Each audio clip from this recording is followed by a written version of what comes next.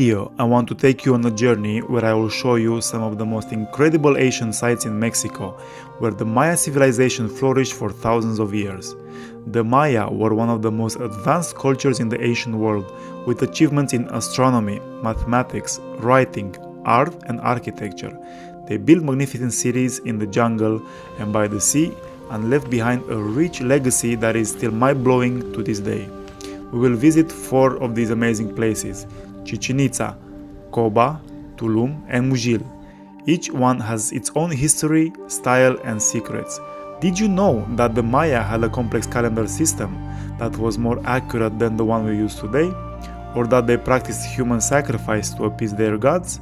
Or that they had books made of bark paper that were burned by the Spanish conquerors?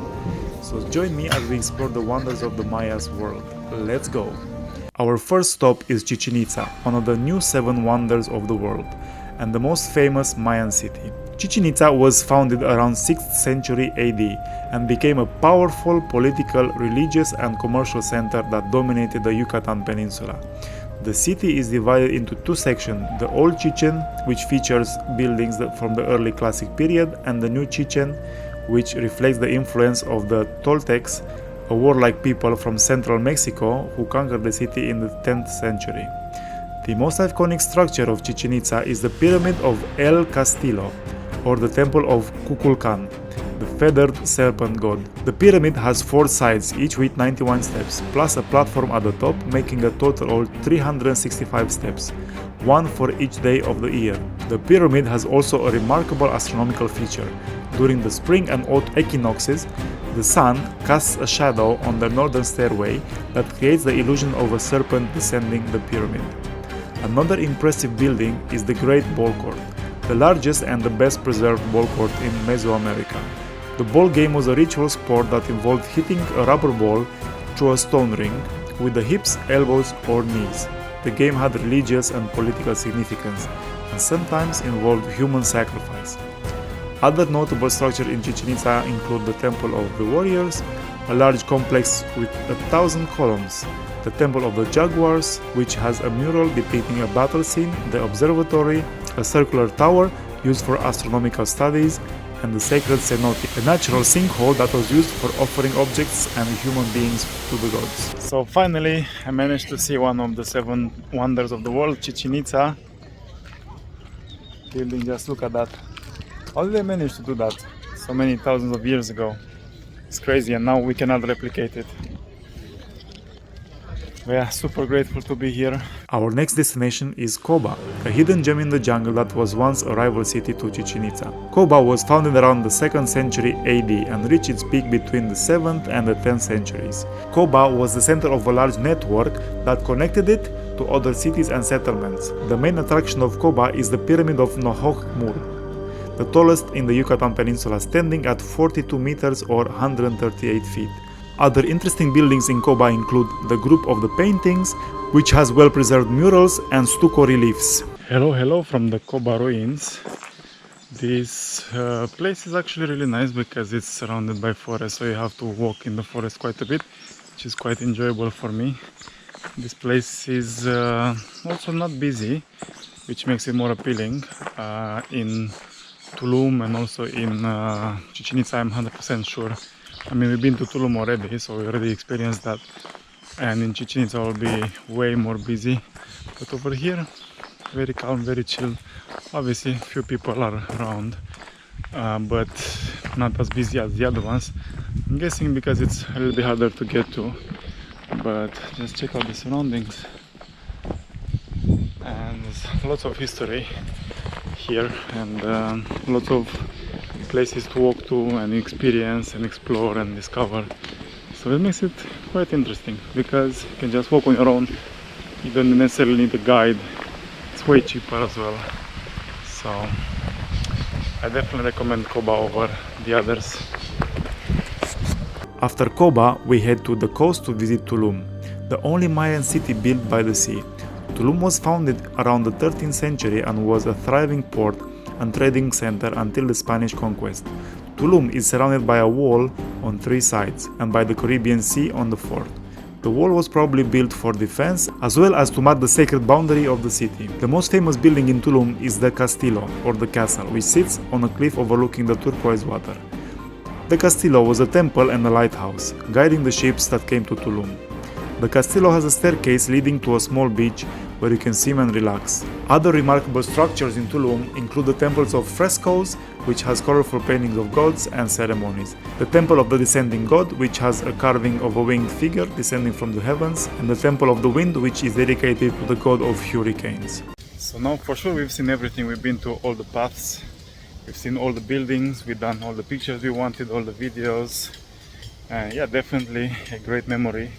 Really happy we came here. What do you think about the experience? Nice. Busy, but it's nice.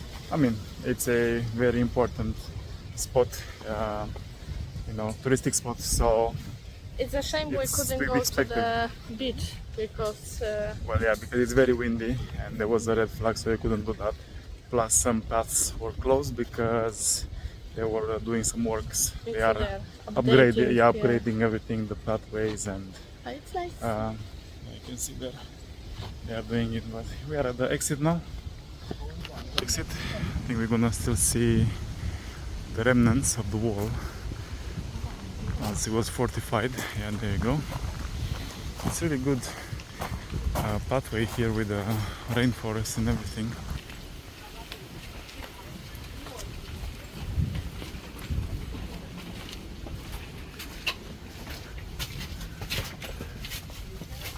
So here, literally at the edge of the cliff, there is a Mayan ruin. It's probably like an observation point.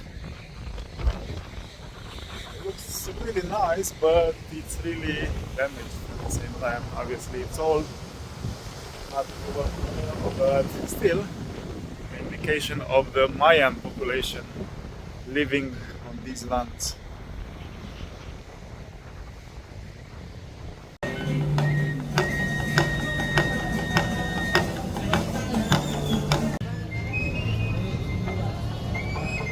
I don't want to see.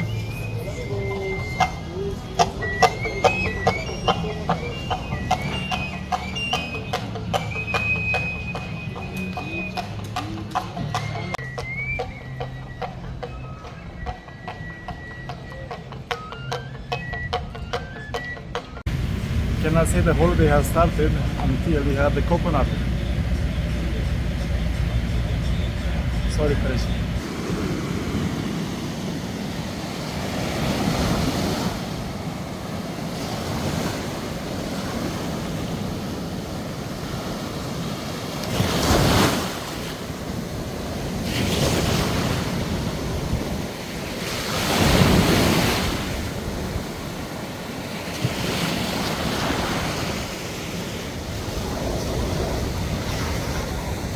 Our final stop is in Muyil, a lesser known but equally fascinating Mayan site. Muyil was founded around the 4th century AD and was an important religious and ceremonial center. It's famous for its pyramids, which have a unique style and shape. The pyramids have rounded corners, sloping sides, and ornate facades. The pyramids are also aligned with the cardinal directions and have astronomical significance. The main pyramid in Muyil is the Pyramid of the Magician or the Dwarf, which has a legend behind it. According to the legend, a dwarf was born from an egg and challenged the king of Muyil to a series of tests. The final test was to build a pyramid in one night, which the dwarf accomplished with the help of his mother, which was a witch. The king died of shock and the dwarf became the new ruler of Muyil. We cannot end this video without discussing about the cenotes.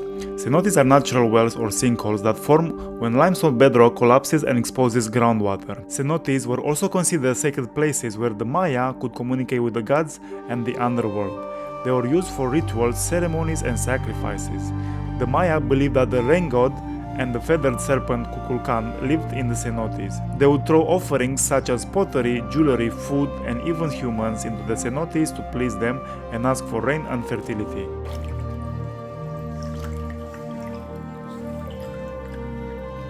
So much protein. Look at this.